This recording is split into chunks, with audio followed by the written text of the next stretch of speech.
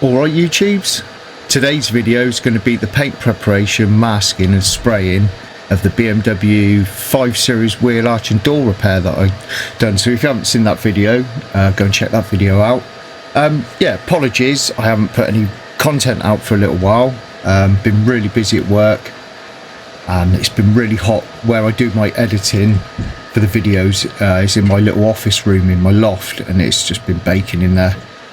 So yeah, apologies for that. So it's been a little while since I've edited and put any content out. So this is the follow-up to that BMW wheel arch repair where the customer took it to a body shop and they told him to basically scrap the car. It wasn't worth repairing. They said it needed all new panels. So it wasn't that bad. I don't think they really wanted the job, to be honest with you. So yeah, we've got that repaired now, and this is going to be the paint preparation. So in the last video we got it into primer, and now I'm just preparing the primer. So usual process that I do everything dry sanding basically, apart from Scotch-Brighting I do wet. So I block it all off with 320 grit first. It's a dark primer on this, so I find with dark primers you don't really need any guide coat on the blocking stage anyway. At least it sort of self guide coats itself where it's dark. So just giving it a good block with 320 grit. I use 3M Cubitron rubbing strips. I find they last a lot longer. They are expensive, but they last a lot longer and they cut really well. The scratch is consistent with them. So yeah, first part is blocking out all that primer. It was a little bit of an awkwardish shape to do. It was in tight. If you haven't seen the previous video where the damage was, it was in real tight and sharp across the arch and sort of scraped and in and out. So it was a little bit nasty. So I like to get all the, you know, the top part of the repair before the feature line, get all that blocked out, and then work the bottom part of the, you know, the wheel arch feature line, work the two sides of the feature line, and then I get my profile of the feature line in right at the end, and I normally use soft pads for that. So I always get my lines in a bit sharper, leave them sharper in the filler, and then I do the same, you know, same sort of blocking as if it was filler. Keep the line sharp and then just adjust the line. You can soften your lines up quite a bit in primer with high build primer on there. So the primer on this is MEPA 4+1, the high build mixing ratio. As you can see there, I'm now doing the bottom half of that wheel arch, keeping that line. Don't want to really try and break through that line if I can. And yeah, just consistent blocking, a bit of all ways and angles, because obviously that's not a flat panel, it's all curved. Up in that recess up to the feature line on the quarter panel, it's curved in there. Bit of cheating really, using the edge of the block, but if you block it right and put the right pressure on there. I have got shaped blocks, and you can use shaped blocks to get in there. If the filler work was up in that top recess, then I would use one with a curved edge on.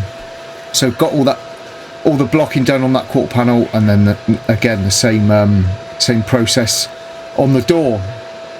Quarter panel was steel, door was aluminium. Didn't pull the door out. It wasn't in that bad.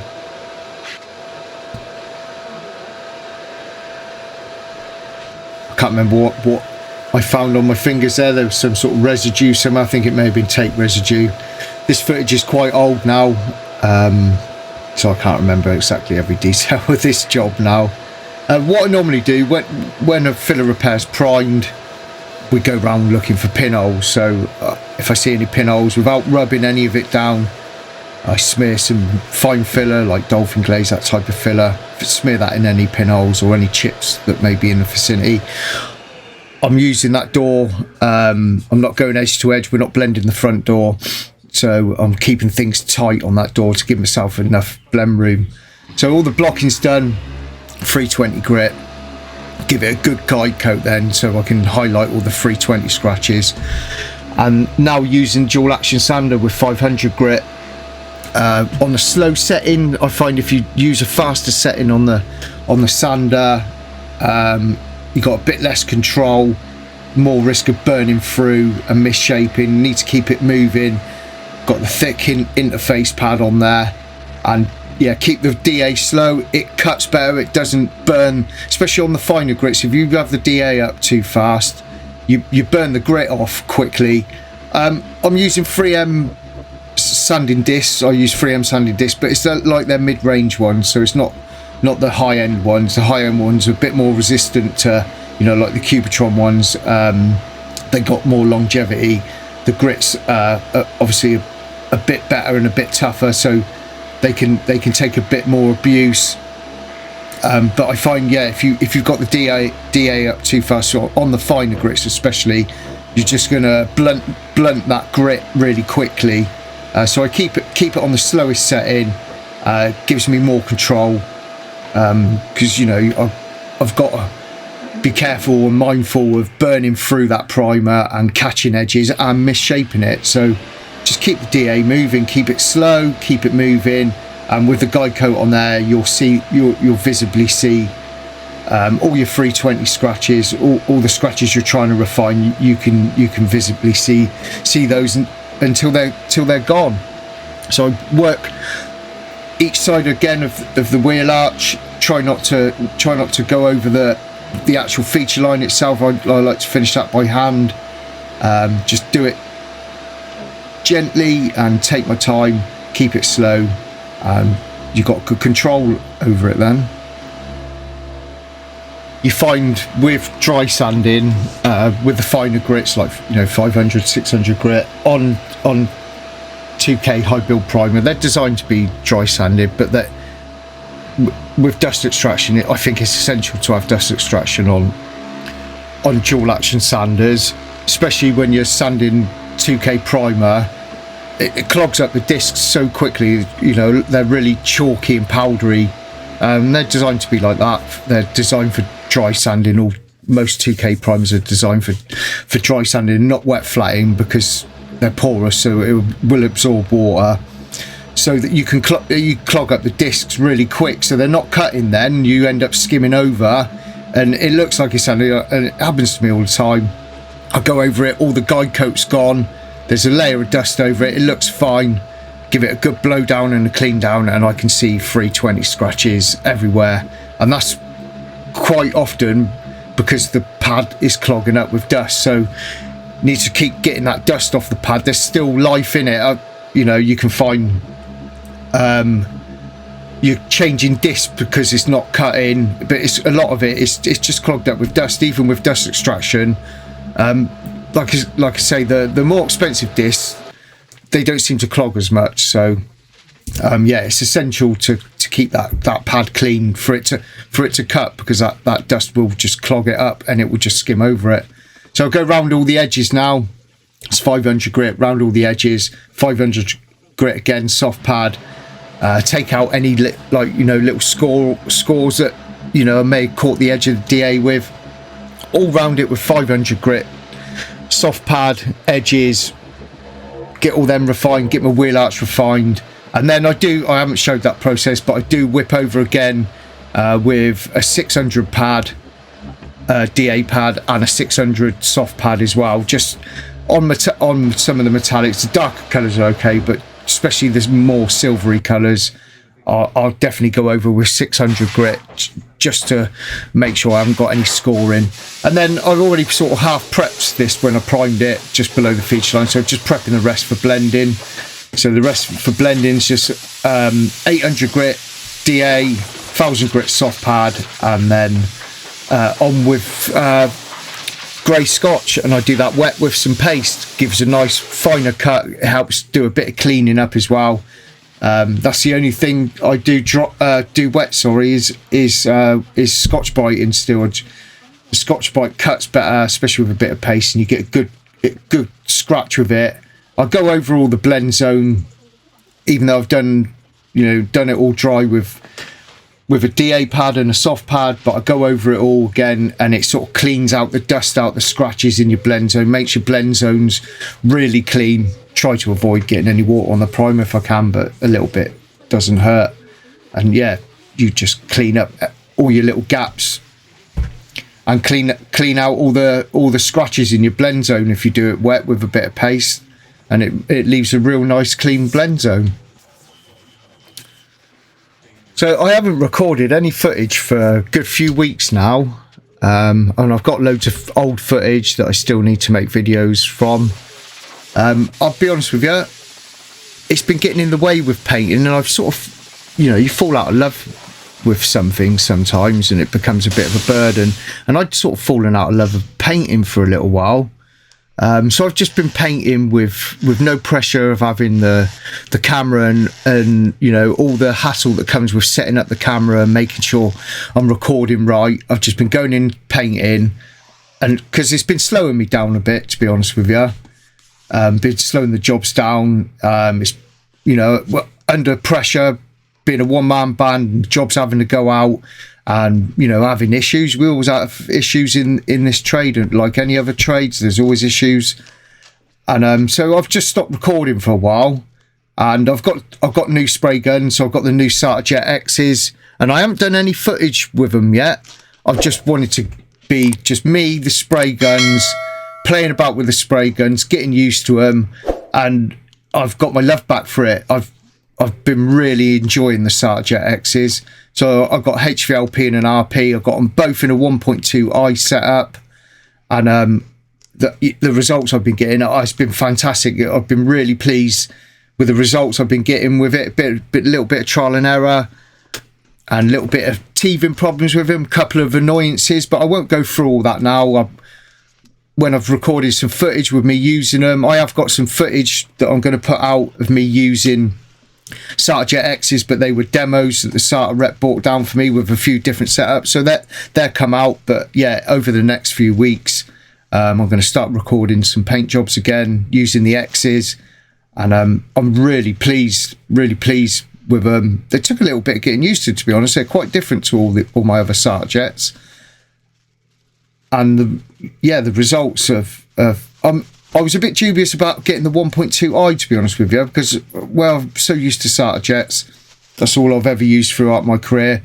I'm always been one for the O setup because it's more of a traditional setup, and the I is a bit slower and a bit more control, but it's suiting me now, and I'm really enjoying them. Like I say, they're not perfect like anything. There's things that I prefer on the older Sartas, the X5500s. So yeah, there's a few little annoyances here and there, but I'll go through that once I start making some videos of me using them. I'll go through the pros and cons with them all. But like I say, I've just been getting on with painting jobs. We have been really busy. Me and Reese at the shop been really busy. Just needed to get jobs out good and fast. So yeah, we've just been cracking on, and just left the camera alone for a while. So that's another reason why I haven't really put any content out for a few weeks. But I'm getting back on it, and like I say, with these new guns, it sort of give me some motivation and give me a bit of excitement. It's nice to have a change and to try something new. It gives you more enthusiasm with what you're doing. I like to have new tools, and when you've got a new tool, I'm always excited about using a new tool, whether it's spray gun or something else,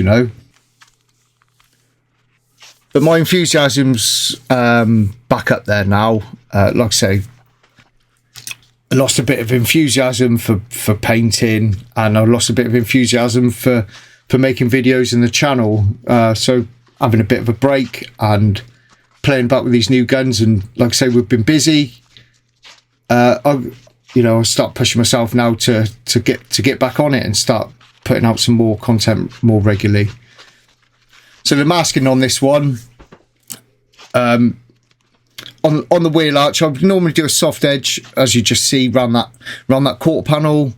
Do it to the edge edge of the quarter panel, a little bit of, you know, prepping and that creeped in, so there's a little step and another feature line, so I've sort of prepped in there and took the masking on the second feature line this in that shut. Normally I would use my 1-inch soft edge and maybe stick some foam in there or some tape, but I've put a little bit of sheeting in there. And like on this 5 Series, quite often that you get a door seal that goes all the way around the inside of the door. You can sort of tape over that and use that as a bit of masking, really, because you're not really going to get any overspray creep past that. You can get quite a neat job inside that shut by just letting it drift in there. You normally get a good amount of coverage in there, and it looks a bit neater sometimes going onto that second line instead of going right on the edge of the panel. Pretty straightforward on the masking. Cover all the edges, and yeah, I use foam. I use a combination of, I don't like the edge that soft edge foam leaves, so I use a combination of doing soft edge with a piece of tape, and then I use the foam on top of it just to block out the gaps, blocking out the gaps instead of papering everything or sheeting everything on the inside. It gives you a couple of benefits. Obviously, it will save you a bit of masking trying to cover all the internal parts with paper and stuff and sheeting, so it will block that off, and also it will stop your sealing off gaps, so it will minimize anything that may be sat in there that may blow out during the spraying stage. So I'm doing a soft edge up on that pillar at that quarter panel, so I haven't got to get involved with getting down the back side of it, and no build ups on any rubbers that may be on there. And again, soft edge on the inside, and then I just back mask off that soft edge. I find the neatest soft edge to do is the fold over the tape trick, and then I just use back masking on top of that, or I use foam on top of that. I'm not going all the way around the rail on this one. I like to go all the way round on the pillars instead of doing a blow in. But I decided on this one, every job's different. I weigh it up with trims, risk of breaking clips, and how tight rubbers are. So on this one, I just decided to do a blend at the top, you know, at the top of that pillar instead of going all the way around the camp rail. I decided to do a blend on this one. There's no right or wrong. I might get some comments saying, "Why didn't you go all the way around the rail?" I just didn't on this one.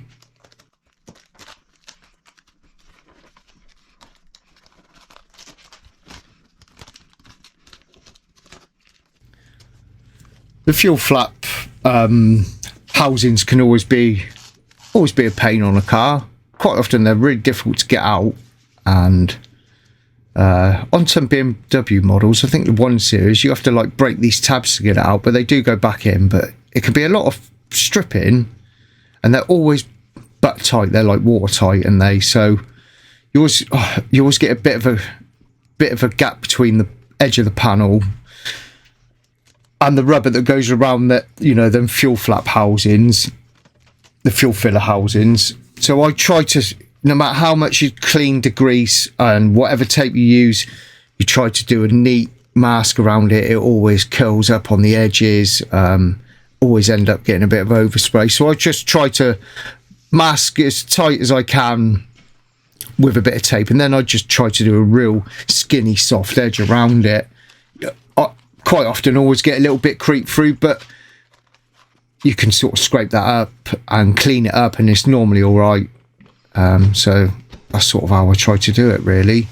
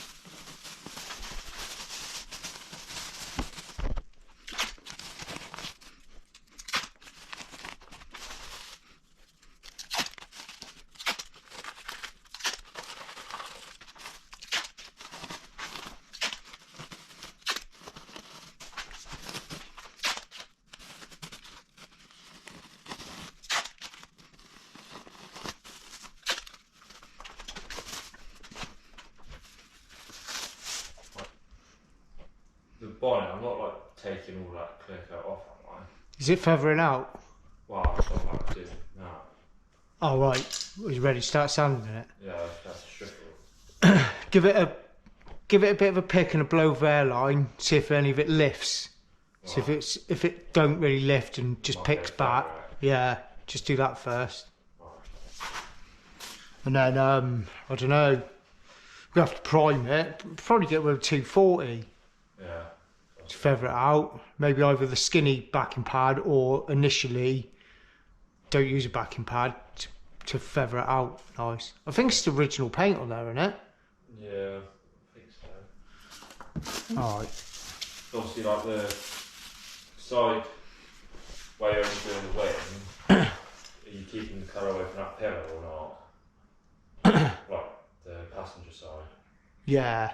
Just that whole wing, just prep it for blending, and then I'll just chippy up the front edge if there ain't no scratches or dents on it. There's that bit of damage on the edge of that bonnet. It's going to need something. I don't know, check whether it's alley first. It might want a bit of hammering. Just sort of lumped up a bit. And then the other wing, you can fully prep that for paint. Yeah. Like the edge of the bonnet on that side, you're only blending the wing. How far do you want me to go? Oh yeah, like leave like I normally do. prep the bonnet, but leave from about this area. Prep it as blend. Oh Yeah. Decent corner. Yeah, yeah.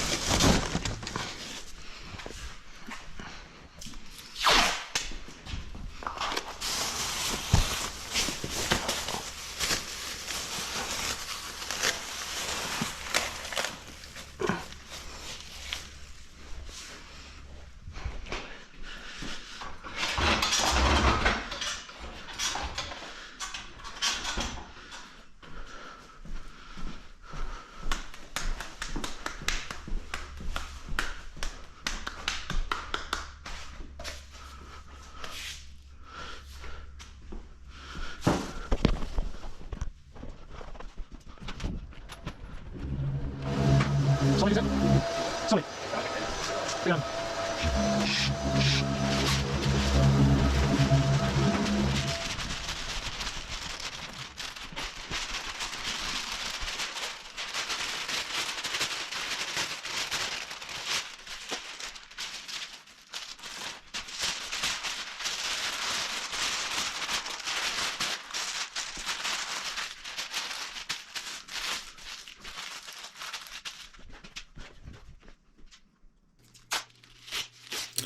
I've always experimented with blends and blow-ins. Yeah, ways to mask, and yeah, there's so many different ways to do it, and I've never been great at it, to be honest with you. It's all, even now, after 34 years of painting, I still change that. But a friend of mine, the Trigger Man, he sort of said to do it this way, create yourself a little tunnel, and yeah, it's been working. So shout out to the Trigger Man. I haven't spoke to him for a little while. I've been off YouTube for quite a while now. I haven't been watching anything. So yeah, shout out to the Trigger Man for giving me he sent me a little video of what he done making a little tunnel for it, and yeah, blend's been going in nice, to be fair. So we're ready to paint now. I'm not putting any wet on this job. My boot's small, tight, it's quite a big car. I've got the bumper to do, so I've had to come right in this which I call bumper corner. This where I always do the bumpers, so the walls got loads of overspray here, so it can be a bit dirty in this corner. So I'm just using Meeper Breakthrough primer. It's sort of almost transparent, it's got a little grey hue to it, and it's just like a it's got good anti-corrosion, good for bare metal, and it's fantastic. It's like a little wet, it's like wet on wet in a spray can. It dries really quick, it doesn't creep under edges where it's colourless. It's silky smooth, the overspray, you can't feel it. You can go directly on with water-based, solvent-based, 2K, whatever. It takes a couple of minutes to dry, and you go straight on with your paint, and it's just a really handy product for little breakthroughs. It's colourless. Yeah, works really well. It's a great product. I've always been messing about with all different bits and bobs, or having to mix up some wet on wet, or I've got a 1K water primer that I use on breakthroughs, but it just adds another process, and you have to nib it and then have bits spit out. But this Meeper Breakthrough spot primer is just designed for that process, just for doing breakthroughs, and it's been great, really handy, saves a little bit of time again. Like I say, this footage is a bit old now. My booth and everything, I've got my new spray guns, my new Sart jets that I've been using. The booth's had a revamp.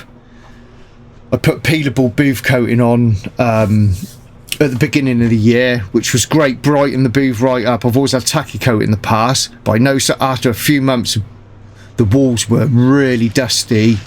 You could feel the overspray on there, and I started getting dirt issues, more dirt than I would like, and it was definitely the walls not being sticky. So I've tried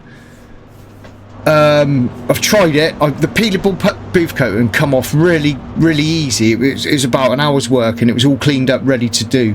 So I've been sick of jet washing my booth out with a tacky coat. It makes such a mess, and it takes all weekend or whatever to do it, because I've got to get all the water out of it, and the walls need painting. So I took the peelable off because they were dry. It's causing me dirt issues over the sort of last couple of months.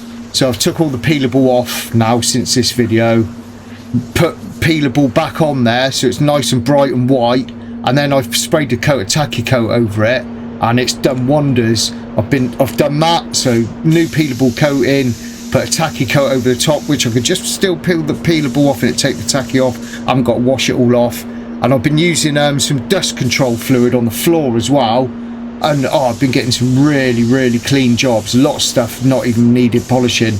I spend a lot of time and effort trying to get my jobs as clean as possible, and they're relatively clean, but I do find I get like these chunky ones. My booth's small and tight, so I'm always close to a wall, always close to the doors.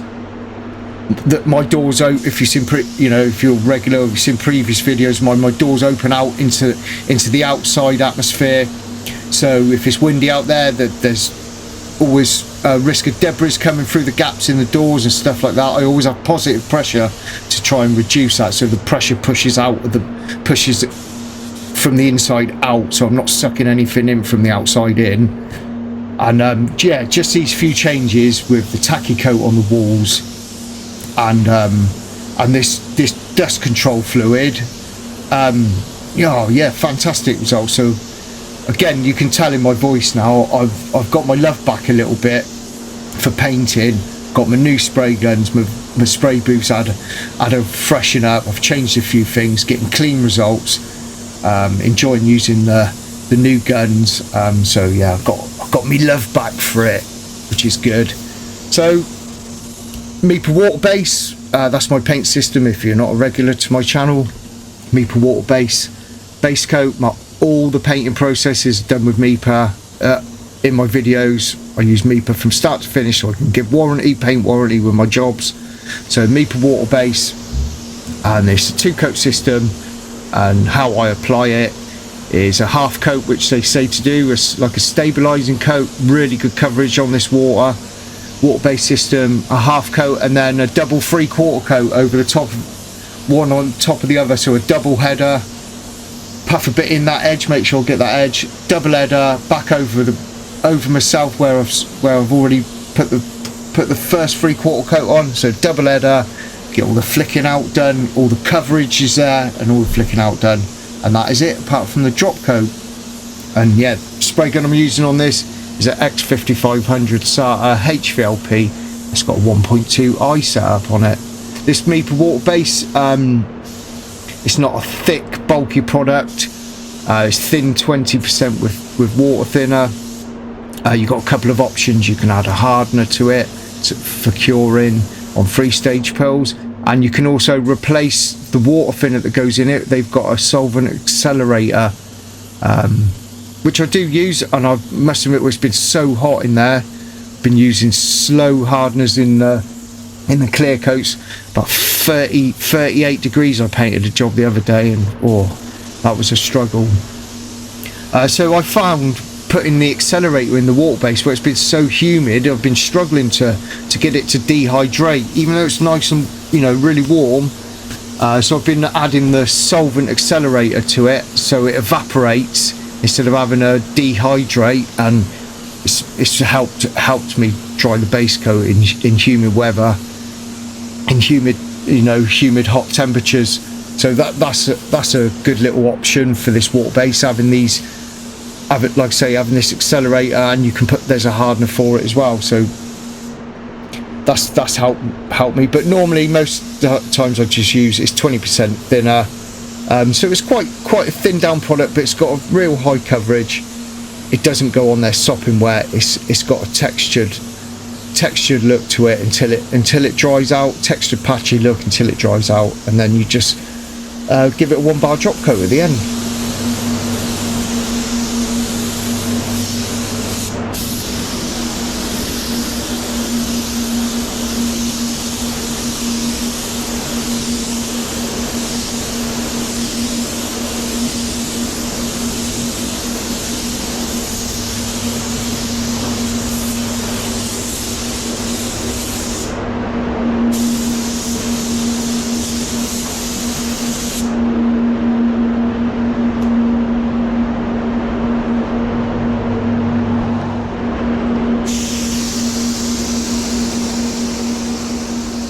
So the drop coat, got it all dry. So with the drying of this Meeple water base, to speed it up, always in a rush, always trying to get stuff dry as quick as possible. Once the overspray's cleared, I put it on a bake cycle at 45 degrees, go in there with my blowers, which is a SATA Jet Air Dry 2, works really well, doesn't take long at all to dry. Get the booth cooled down, and then the effect coat, the drop coat, go over all your blending zones. So it's at 1 bar. Just drop it on there like you would a drop coat. Increase your distance, feather the trigger where needed, and you give it 1 or 2 really, sort of crisscross a little bit, and it just evens everything up. Once that's dried out, it's silky smooth, barely any overspray. Quick tack off, and then you're ready. Once it's dry, quick tack off, and then you're ready to clear coat.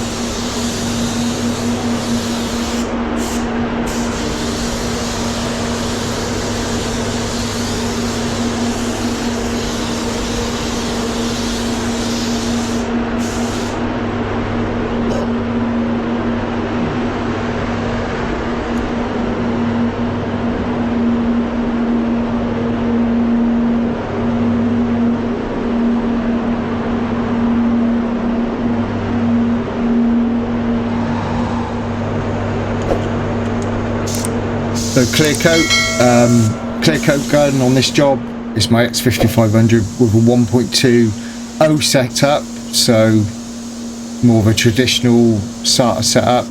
Quite a fast, speedy gun, puts out a good amount of product. I've always loved the O setup. It does suit my spraying style. And the Clearcoat I'm using is MIPA CX4, so it's a high quality clear coat. It's quick dry technology clear coat. It's 2 coats, one sort of closed coat for the first coat, and then your full coat. Give it 5 minutes, go and clean my gun out. By the time I've done that, it's ready for the second coat. Dries in like with the HX4 hardener in it, which you can use in all temperatures. Stays open for a while and then cures rapid. I put the booth on for 10 minutes at 60. It takes a good near on 5 minutes to get up to 60, so it's almost like a 5-minute bake. And once it's cooled down, it's workable. You can start fitting up stuff like that, and yeah, you can polish it. Works really well with a HX4 hardener, CX4 with HX4 hardener. You can use the other hardeners, HS10 and 25. If you're doing bigger jobs, you maybe use the 25. I find it gives a better result with a HX4 hardener.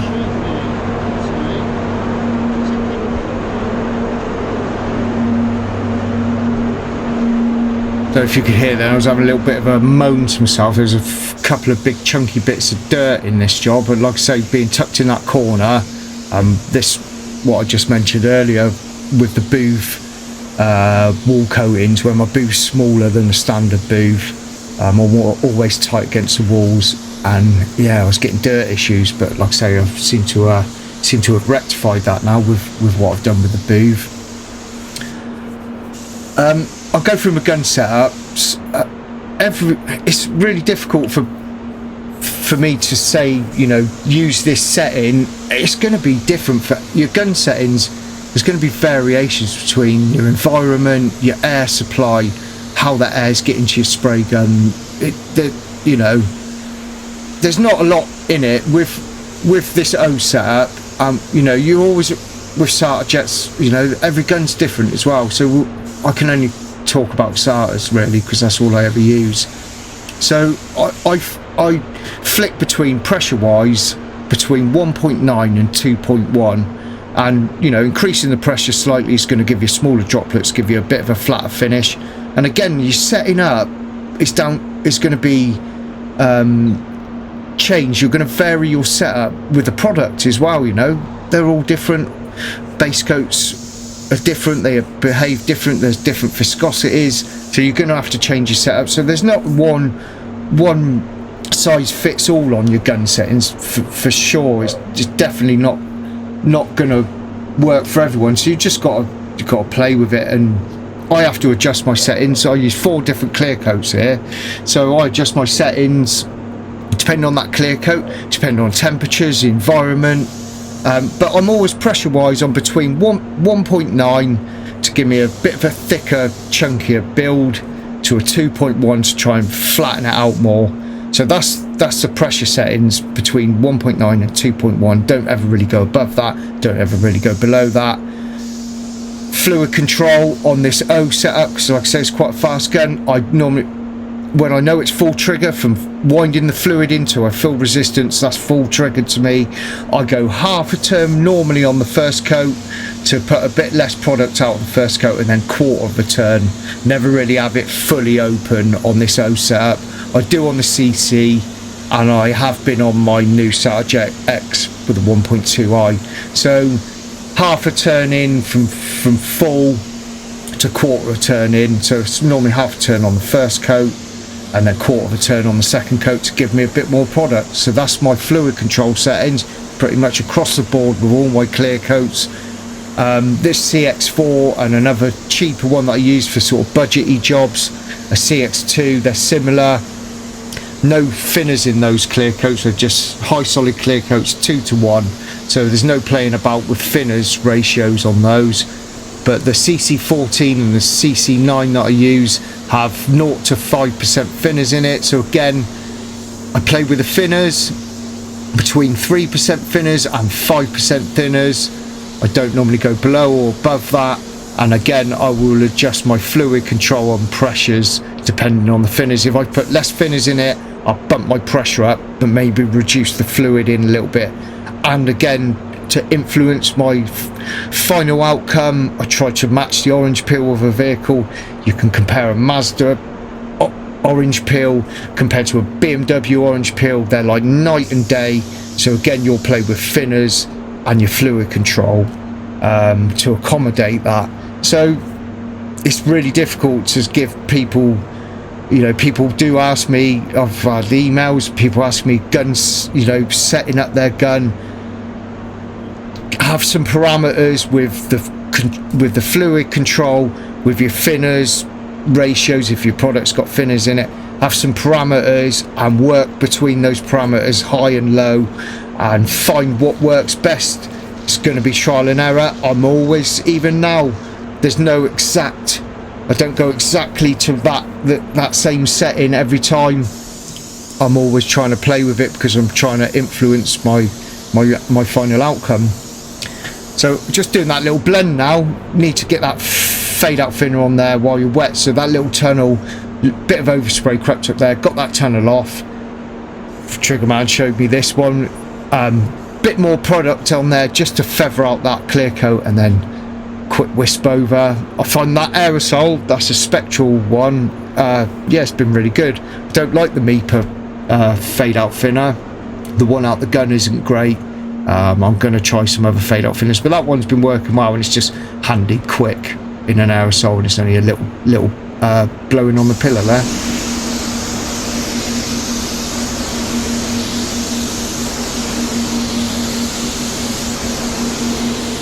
Coming to the end of the clear coat stage now, and then you'll see the final results, see it at the end. So I'm going to sign off here. Thanks for watching, really appreciate it, and yeah, hopefully I'll be back doing a bit more regular content. Appreciate all your support, all your lovely comments. God bless you, look after yourselves, and we'll see you again soon.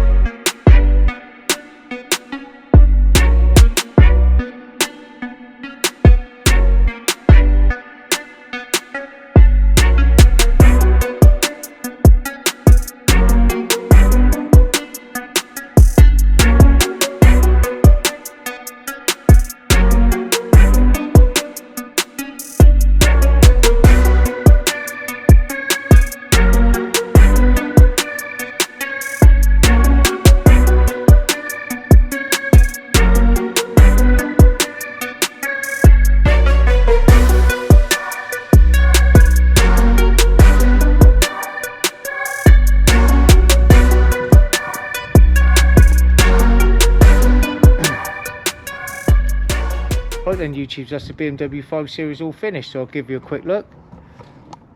And yeah, colour blended in okay, had enough room to blend. Always got a little bit more wiggle room when you've got a darker colour to blend. And yeah, repair come out okay. It was a bit of a funny repair.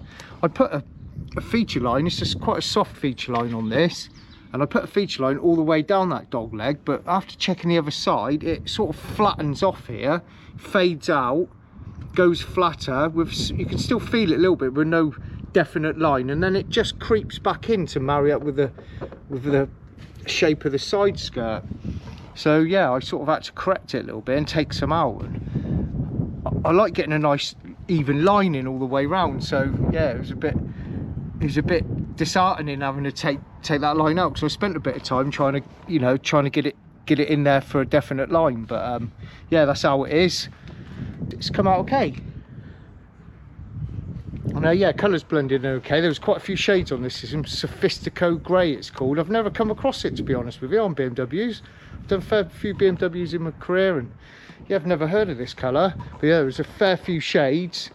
So I used the camera and corrected one of the shades we had, because none of them were great. But yeah, it's not the best match on this bumper. But this had a new quarter panel, and there's all telltale signs where all the fillers lifting up here, where they've done the join, and there's like a little split on the back and a bit of rust, and all the arches starting to rust as well, and rusting along here. So it's had a quarter panel at some point. So ideally I should have took an image off of this quarter to get that bumper to get that bumper as close as possible to that quarter, but I didn't really want to blend a colour that far out on these panels. So I went with this is still original paint on here, so I went with the colour on this, because this panel had been painted, but this was still original, this door as well. So I just went with the original and corrected it, and I think it was a better option. But yeah, it's not the greatest match on that side, but I didn't, like I said, I didn't want to go off of that quarter panel for blending these, these two panels here. But yeah, all in all, it's yeah, it's come out okay. CX4 clear coat, always nice gloss on that. Just a few little nibs here and there I had to deal with. So 2-stage polish. Yeah, so it's a clean old bus, this one. It's yeah, it's getting on a little bit. 2011. The miles are a little bit up there, but you could tell the guy obviously looks after it. Come in nice and clean, and yeah, all the engine bay's clean. So yeah, he looks after this car. So wanted to do a nice job on it, regardless of the age, and it all come out well. I'm pleased with it, and hopefully the customer will be happy too.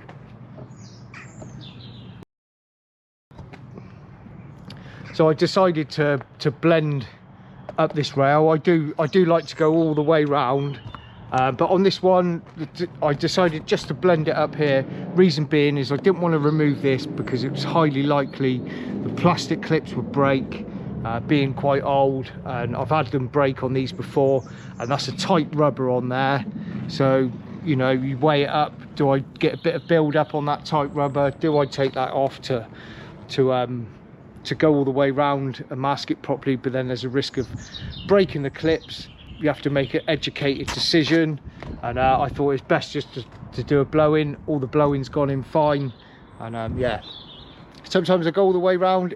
I make decisions on trims, clips, if risk factor, whether stuff's worth breaking just for some clear coat to go round. So I weigh it up on every job. Every job's different, so there's no right or wrong. It's just what you decide is the best way. I didn't want to get involved with having to buy new clips for that rail, and I weren't happy with masking that tight rubber all the way round, so that's why I blew it in up there. So yeah, that's it for this one. Hope you enjoyed the whole process, watching it from start to finish, all the repair stage, all the paint prep, all the painting, and now the finished product. So yeah, thanks for watching, really appreciate it. Hope you enjoyed it. Please like, share and subscribe and all that good stuff, and we'll see you again in the next one. Look after yourselves. Cheers.